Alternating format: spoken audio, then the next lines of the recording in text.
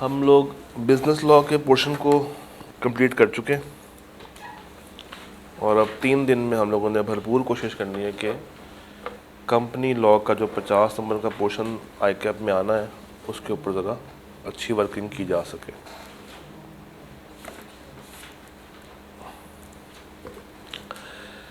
आज का जो हमारा टारगेट है उसमें हमारे पास चैप्टर्स तो 4 हैं। चैप्टर नंबर 1 है, 2 है, 5 है और 6 है। कोशिश करेंगे कि चारों ही हो जाएं, मगर जुम्मे को सामने रखते हुए अगर 3 भी हो गए तो बहुत बड़ी बात होगी। Let's start. जो नहीं हुआ वो कल हो जाएगा। Chapter 1 is all about company क्या है और कंपनी किस तरीके से इनकॉर्पोरेट होती है। ये चैप्टर शुरू में तो बहुत ही बेसिक बात करता है कि सोल ट्रेडर क्या है, पार्टनरशिप क्या है और कंपनी क्या है। तो क्या है एक सोल ट्रेडर, क्या होता है? एक ऐसा बंदा जो कि अपना कारोबार खुद से रन कर रहा है, अपनी शॉप लेके चल रहा है, तो लॉ इसको सेपरेट पर्सन तो काउंट नहीं करता। लॉ कहता है कि तुम्हारी लायबिलिटी क्या है, अनलिमिटेड। सेम कहानी किसके साथ है, पार्टनरशिप के साथ। यहाँ पे भी लायबिलिटी क्या है आपकी, अनलिमिटेड। बस फ़र्क ये है कि यहाँ पे एक बंदा नहीं है, यहाँ पे मोर देन 1 पर्सन मिल के काम कर रहे हैं, कंबाइन काम कर रहे हैं, जिनकी जो लायबिलिटी है वो जॉइंटली एंड सेवरली दोनों की होती है। तो ICAP ने आज तक इनसे तो सवाल नहीं पूछा और ना ही आना है। हाँ, कंपनी क्या है? Basically company is represented by shares. Company के ओनर्स होते हैं, कंपनी को कंपनीज एक्ट चलाता है, कंपनी एक लीगल पर्सन है, कंपनी को मैनेज करते हैं कंपनी के डायरेक्टर्स। ये बहुत ज़्यादा बेसिक इन्फॉर्मेशन है, तो इसको भी आपने बस एक नज़र देखना है, उसको याद करने की ज़रूरत नहीं है। पहले पेज के ऊपर अब मज़ीद कुछ डिस्टिंग्विशिंग फीचर्स हैं ऑफ कंपनी जो कि बाकियों में नहीं है। पहला, सेपरेट लीगल पर्सनैलिटी। जनाब, हम कंपनी को एक आर्टिफिशियल पर्सन के तौर पे ट्रीट करते हैं। कंपनी क्या है? एक आर्टिफिशियल पर्सन है। कंपनी अपने नाम पे कॉन्ट्रैक्ट कर सकती है, कंपनी अपने नाम पे बिल्स पे कर सकती है, कंपनी अपने नाम पे लोगों के साथ कम्युनिकेट कर सकती है, कंपनी अपने नाम पे कॉन्ट्रैक्ट में एंटर हो सकती है। कंपनी ने जो कुछ करना है अपने नाम पे करना है। कंपनी पर्सनली लायबल है। इन अदर वर्ड्स, कंपनी की लायबिलिटी क्या है? लिमिटेड। यहाँ पे जो कंपनी के शेयर होल्डर्स हैं, जो कंपनी के मेंबर्स हैं, उनकी लायबिलिटी क्या है दोस्त? Limited liability. लायबिलिटी क्या है? लिमिटेड। वंस जो उन्होंने इन्वेस्टमेंट कर दी है वो वहीं तक लायबल है। हाँ,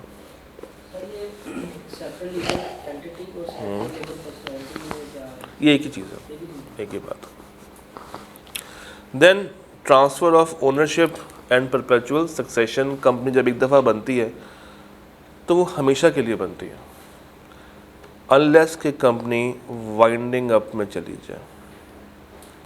अनलेस कंपनी कहाँ चली जाए दोस्त? वाइंडिंग अप में चली जाए। जब एक दफ़ा कंपनी बन गई है तो कंपनी के शेयर होल्डर ज़रूर बदलते रहेंगे। आज मिस्टर ए हैं, कल को शायद ए मर जाए, उसकी जगह पे बी आ जाए, बी अपने शेयर्स बेच के सी को दे के चला जाए, सी की जगह डी आ जाए, मगर जो कंपनी क्रिएट हुई थी वो हमेशा के लिए बनी है, वो हमेशा के लिए रहेगी, अनलेस के वो कंपनी वाइंडिंग अप के प्रोसेस में ना आ जाए। तो company continues to exist. Any legal person can own shares in company. कोई भी जाके ख़रीद सकता है, कोई भी अपने शेयर्स को ट्रांसफ़र कर सकता है और इससे कंपनी का लीगल स्टेटस ख़राब नहीं होता। तो ये 3 बातें तो हमें पता होनी चाहिए। तो पहले पेज से आपने कुछ भी याद नहीं करना। तो अगर आप आज से भी सी लॉ का पोर्शन स्टार्ट कर रहे हैं, प्लीज़ रिमेंबर फर्स्ट पेज से आपने कुछ भी याद नहीं करना, बस एक दफ़ा पढ़ लेना। जब आप सेकंड पेज पे आते हैं तो आपको कुछ डेफिनेशंस मिलती हैं, कंपनी किसे कहते हैं और कंपनी लॉ किसे कहते हैं। कंपनी मीन्स कंपनी जो कि बनी है अंडर दिस एक्ट और the company law. This act से मुराद जो उस वक़्त का कानून चल रहा है, और कंपनी लॉ मींस उससे पिछले जितने भी कानून गुजर चुके हैं। जैसे करंटली क्या चल रहा है 2017, तो इससे पीछे क्या था 16 का ऑर्डिनेंस, उसके बाद 1984 का, फिर इससे पुराना। तो ये किस डेफिनेशन में काउंट हो जाएंगे? कंपनी लॉ की डेफिनेशन में काउंट हो जाएंगे। इसको भी याद नहीं करना। फिर कंपनियां दो तरह से होती हैं, लिमिटेड कंपनीज होती हैं, और कुछ केसेस में, रेयर केसेस में हमारे पास अनलिमिटेड कंपनी भी आ जाती है। मगर बाय डिफ़ॉल्ट जब हम लोग कंपनी की बात करते हैं तो कंपनी का मतलब ही क्या होता है? लिमिटेड। मतलब ही क्या होता है दोस्त? लिमिटेड। अब ये लिमिटेड कंपनियां मज़ीद दो तरीके से होती हैं। एक कहलाती हैं लिमिटेड बाय शेयर्स, और एक होती है limited by guarantee. Limited by shares mean ऐसी कंपनी जिसमें शेयर कैपिटल तक लाइबिलिटी है मेंबर्स की, उससे ऊपर लाइबिलिटी नहीं। हाँ, अगर कोई अमाउंट उन्होंने पे नहीं की, शेयर्स ले लिए हैं मगर उधार पे लिए हुए हैं, तो वो तो कंपनी को पे उन्होंने करना ही करना है, तो वो लाइबिलिटी में काउंट होंगे। हाँ, company limited by guarantee, limited by guarantee ये वो कंपनी है जिसमें शेयर्स हो भी सकते हैं और नहीं भी हो सकते। अगर शेयर्स नहीं है तो इन्होंने आज वादा कर लिया है कि जब कभी कंपनी को ज़रूरत पड़ेगी ये कंपनी में कंट्रीब्यूट करेंगे। ज़रूरत कब पड़ेगी? जब कंपनी लिक्विडेशन फेज़ में जा चुकी होगी, जब कंपनी को पैसों की ज़रूरत पेश आ रही होगी। इनडायरेक्टली दे आर सेइंग कि जब कंपनी किसका शिकार हो गई? वाइंडिंग अप का शिकार हो जाएगी। दे मे और may not have share capital. If company has share capital तो दो तरह लाइबिलिटी होगी, शेयर्स वाली अलग से होगी और गारंटी वाली अलग से होगी। तो इस केस में डुअल लाइबिलिटी आ सकती है। इस केस में लाइबिलिटी क्या हो सकती है दोस्त? डुअल हो सकती है, शेयर्स वाली भी होगी प्लस गारंटी वाली भी होगी। और ये जो अनलिमिटेड कंपनीज हैं ये बहुत ही रेयर जगह पे बनाई जाती हैं। नॉर्मली जब आप गवर्नमेंट के साथ कोई कॉन्ट्रैक्ट में एंटर होते हैं तो गवर्नमेंट बेचारी यहाँ पे परेशान हो जाती है कि यार इनकी तो लाइबिलिटी क्या है? लिमिटेड है।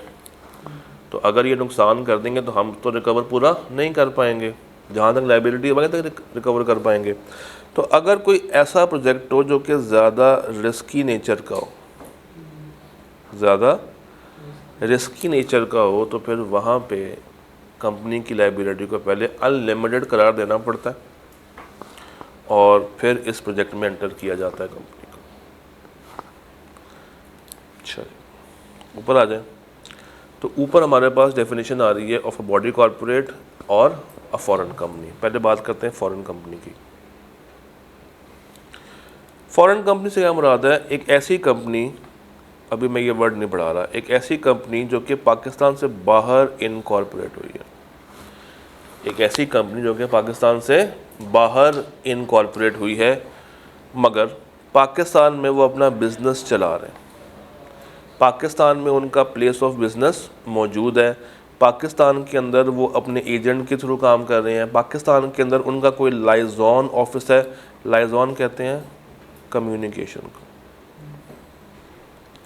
तो पाकिस्तान के अंदर अगर उनका सेटअप चल रहा है, पाकिस्तान में अगर उनके एजेंट्स फिज़िकली काम कर रहे हैं या इलेक्ट्रॉनिक मोड पे काम कर रहे हैं या पाकिस्तान में किसी भी तरह की वो बिज़नेस एक्टिविटी को कंडक्ट कर रहे हैं, टेक्निकली ये कंपनी क्या कहलाएगी दोस्त?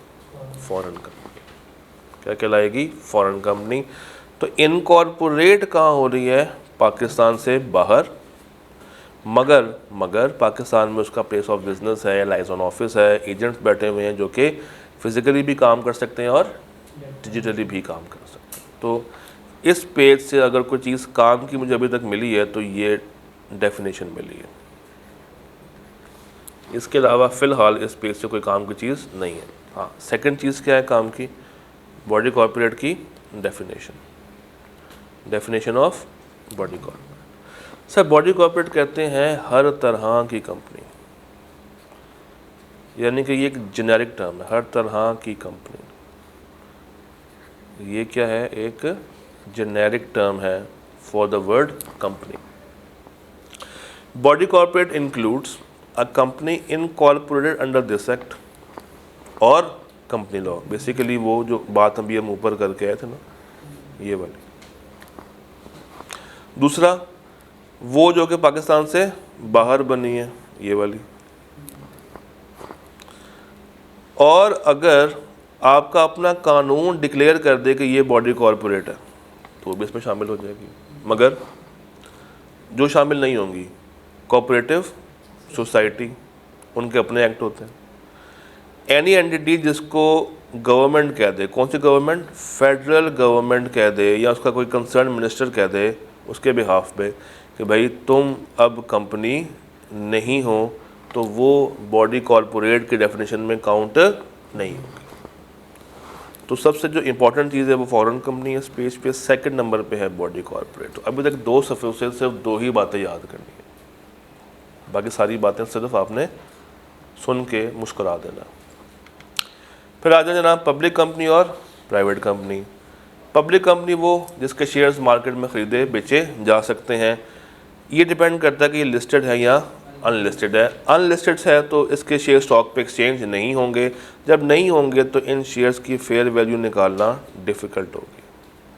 और जब शेयर्स मार्केट में अवेलेबल हैं, बिक रहे हैं, ट्रेड हो रहे हैं, तो इनकी फेयर वैल्यू निकालना ईजी है। तो company which is not a private company. तो प्राइवेट कंपनी कौन सी है? प्राइवेट कंपनी 2 तरह से है, या सिंगल मेंबर या अदर प्राइवेट। सिंगल मेंबर से मुराद एक बंदा जो कि अपनी पूरी कंपनी को अपने बलबूते पे चला रहा है, टेक्निकली एक तरह का सोल ट्रेडर। बस फ़र्क ये है कि अब उसकी दुकान नहीं है, वो पूरी कंपनी को रन कर रहा है और इसमें 100% जो शेयर होल्डर है वो वही बंदा है और कोई नहीं है। वो वही बंदा है और कोई नहीं है। 100% शेयर्स उसी बंदे के पास है। क्या ये अपने अंदर एम्प्लॉयज़ रख सकता है? यस, एम्प्लॉयज़ रखने में कोई मसला नहीं है, ये हायर कर सकता है। रहेगी कौन सी कंपनी? Other private. कौन सी रहेगी दोस्त? Other private company. ये वो है जो कि कम से कम 2 और मैक्सिमम 50। तो ये 2 से 50, और जब आप 50 से एक्सीड कर रहे हो तो फिर आपको प्राइवेट से बदल के कहाँ पे आ जाना चाहिए? पब्लिक में आ जाना चाहिए। कब? जब आप 50 से एक्सीड कर रहे हो। तो यहाँ पे मैक्सिमम 50 है। जॉइंट अगर किसी ने शेयर्स होल्ड किए हुए तो वो 1 काउंट होगा। ये जो इनके ऊपर रिस्ट्रिक्शंस हैं उसमें ये अपना शेयर्स आगे ट्रांसफ़र नहीं कर सकते और आवाम को आवाज़ लगा के अपने शेयर्स या डिबेंचर्स वगैरह ख़रीद या फ़रोख्त नहीं कर सकते। तो इनके ऊपर रोक टोक है। ये इनवाइट नहीं कर सकते आवाम को कि आओ और आके इनके शेयर्स में या डिबेंचर्स में या किसी भी तरह के रिडीमेबल कैपिटल में सब्सक्रिप्शंस लें। टेक्निकली ये बहुत ज़्यादा प्राइवेट है। ये बहुत ज़्यादा कौन है? प्राइवेट। इतने प्राइवेट हैं कि बिल्कुल भी आवाम के पास जाना पसंद नहीं करते। याद है ओके? तो अभी तक इस पेज से काम की बात जो है वो ये अदर प्राइवेट की डेफिनेशन है। तो 3 page 3 definitions, 3 page 3 definitions.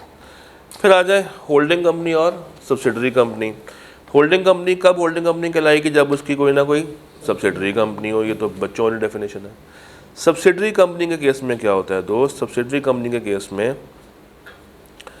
Exercise और कंट्रोल्स एक कंपनी दूसरी कंपनी के एक्सरसाइज करती है शेयर्स, यानी कि इस्तेमाल करती है शेयर्स, कंट्रोल करती है उस कंपनी को कितने शेयर्स के साथ? मोर देन 1/2, यानी कि 50% से ज़्यादा।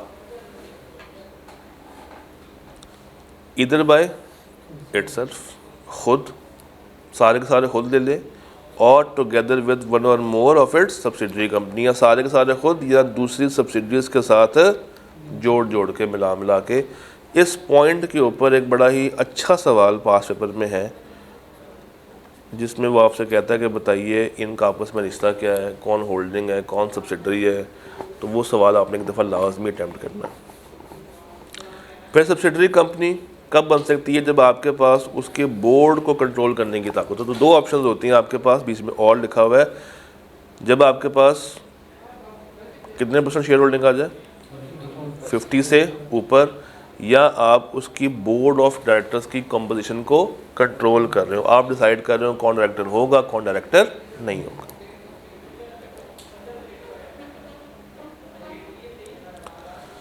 जी जरा पढ़िएगा, ये 3 बातें पढ़िएगा। हाँ जी, क्या कह रहे हैं?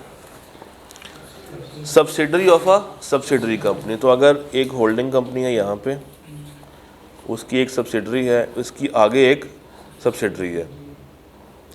Subsidiary of a subsidiary company would also be considered subsidiary company of the main holding. तो ये इसकी भी सब्सिडरी मानी जाएगी। ये ऐसा ही है कि फादर सन और सन का सन, तो जो कंट्रोल फादर का सन पे है वही कंट्रोल इन फादर का इन सन पे भी होगा। The expression company includes and body corporates and layers in relations to holding company means its subsidiary और सब्सिडरीज। कहना ये चाह रहा है कि लेयर्स का एक कॉन्सेप्ट बन सकता है। ए ने बी में इन्वेस्टमेंट की हुई है, बी ने सी में की हुई है, सी ने डी में की हुई है, डी ने ई में की हुई है, ई ने एफ में की हुई है, एफ ने ए में की हुई है। ये लेयर्स हैं। ये क्या है? ये लेयर्स ऐसी बन सकती हैं। Such class or classes of holding company shall not have layers of subsidiary beyond such number as may be notified। ये जब करेंगे तो बता देंगे, अभी तक तो कोई ख़ास नंबरिंग नहीं है, आप जितनी मर्ज़ी अपने अंडर सब्सिडरीज कायम कर सकते हैं। फिर होली ओन्ड कौन सी होगी? ऐसी सब्सिडरी जिसके 100% शेयर्स सिर्फ एक सिंगल होल्डिंग के पास है, जिसके 100% शेयर्स किसके पास हैं? एक अदद होल्डिंग के पास। फिर पब्लिक सेक्टर कंपनी। जब भी वर्ड पब्लिक सेक्टर आए आपके माइंड में फौरी तौर पे गवर्नमेंट का वर्ड आ जाना चाहिए। कौन सा वर्ड आ जाना चाहिए दोस्त? गवर्नमेंट का वर्ड आ जाना चाहिए। पब्लिक सेक्टर से मुराद ही है कि गवर्नमेंट आपके इदारे को 50% से ज़्यादा कंट्रोल कर रही है, ओन कर रही है। 50% से ज़्यादा कंट्रोल कर रही है या ओन कर रही है। तो इस पेज से जो चीज़ें समझ आती हैं वो पब्लिक सेक्टर की डेफिनेशन है, और पिछले पेज पे होल्डिंग सब्सिडरी वाले पॉइंट्स। जी, ये होली ओन सब्सिडरी जो है ये दरअसल उस कंपनी की ब्रांच है। ये एक सब्सिडरी है, ये इसकी होल्डिंग है। पहले इसके पास 80% शेयर्स थे और 20% किसी और के पास थे, फ़र्ज़ करो एक्स के पास थे। होल्डी ओन्ड में हम कहते हैं कि होल्डिंग जो है वो सारे के सारे शेयर्स, यानी कि 100% शेयर्स उस सब्सिडरी के अपने पास रख के बैठी हुई है, उसने किसी और को हिस्सा देने ही नहीं दिया। सारे के सारे शेयर्स किसके पास रख लिए? उसने अपने पास रख लिए। तो अब किसी और का उस कंपनी में कोई फ़र्क या कोई असर नहीं पड़ता। सर जी, उसके बाद अथॉरिटीज़ का एक कॉन्सेप्ट आता है, जिसमें पहली क्या है?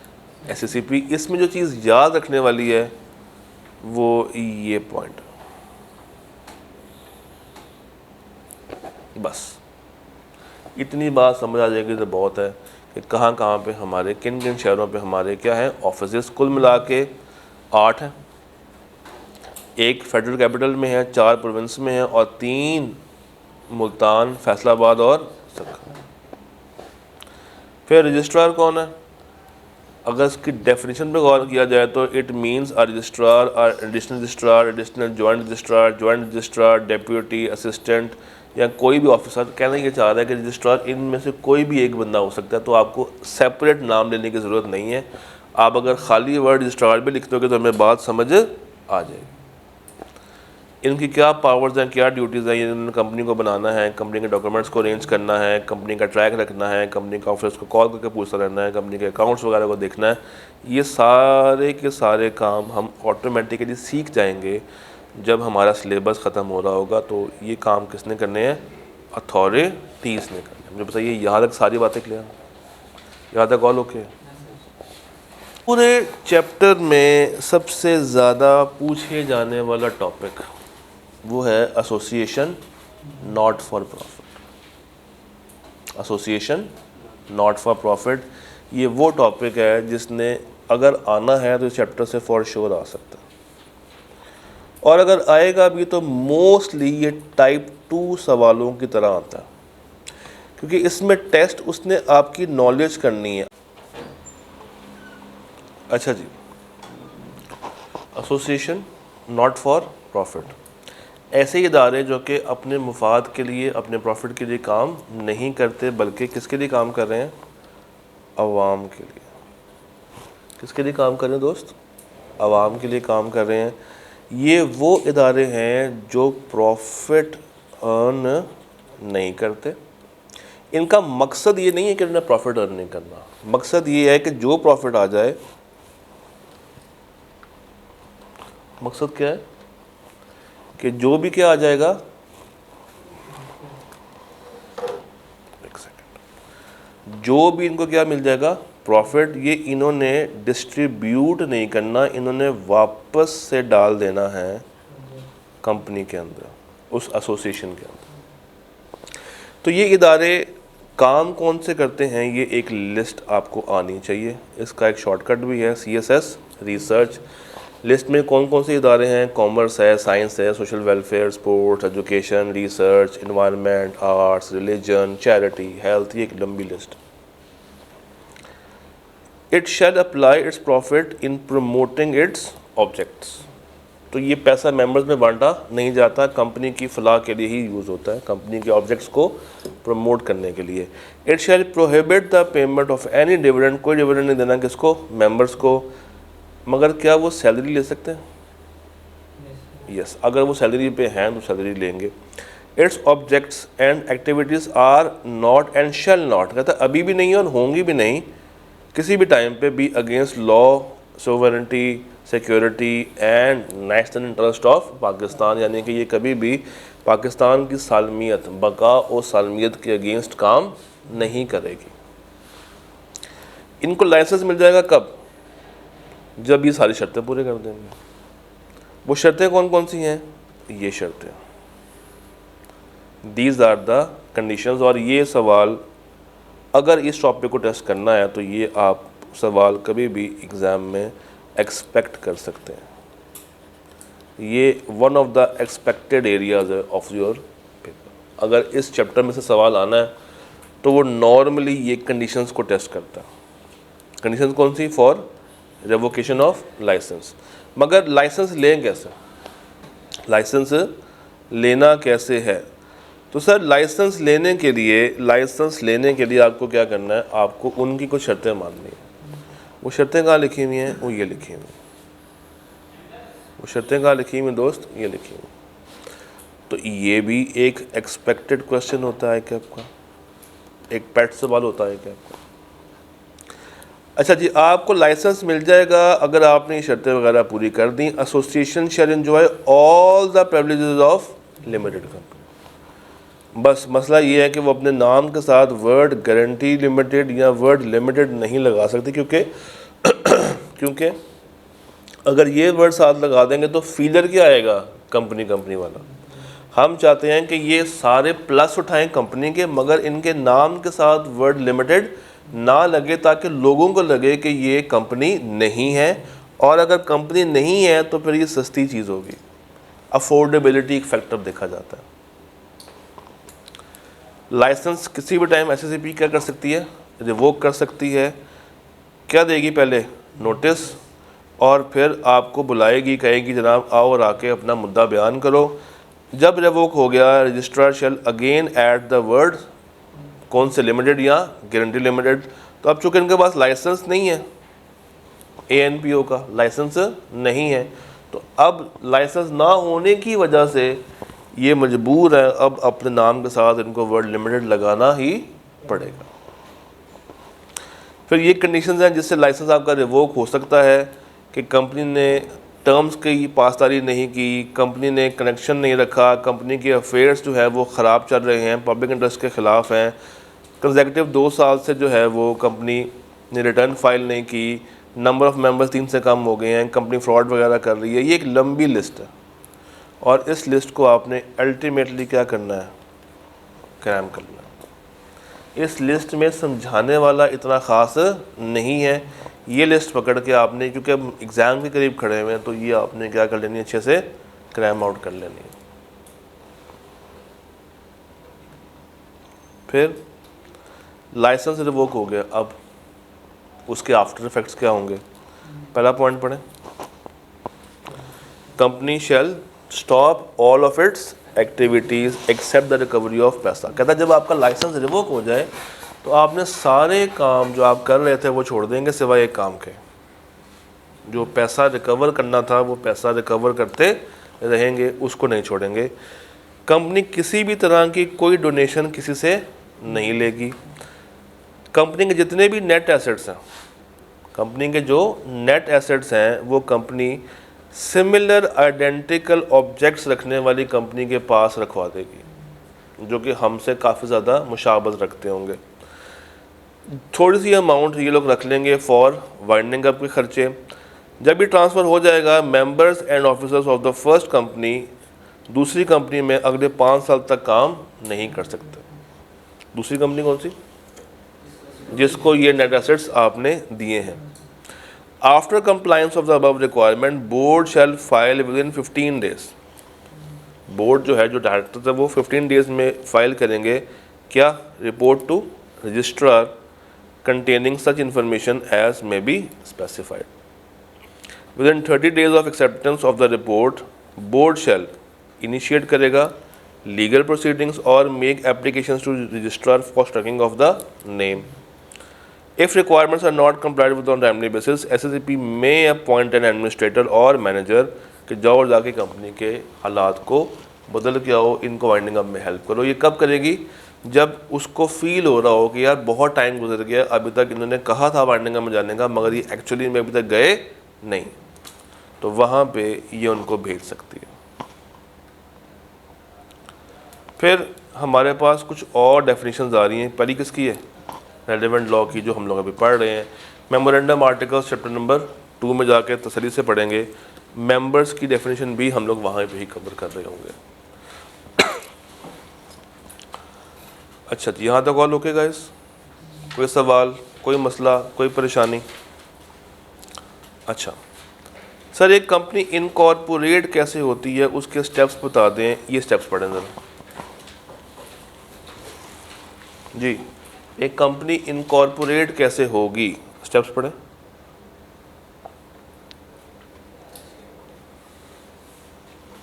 सबसे पहले क्या देना है इसने, सूटेबल नेम।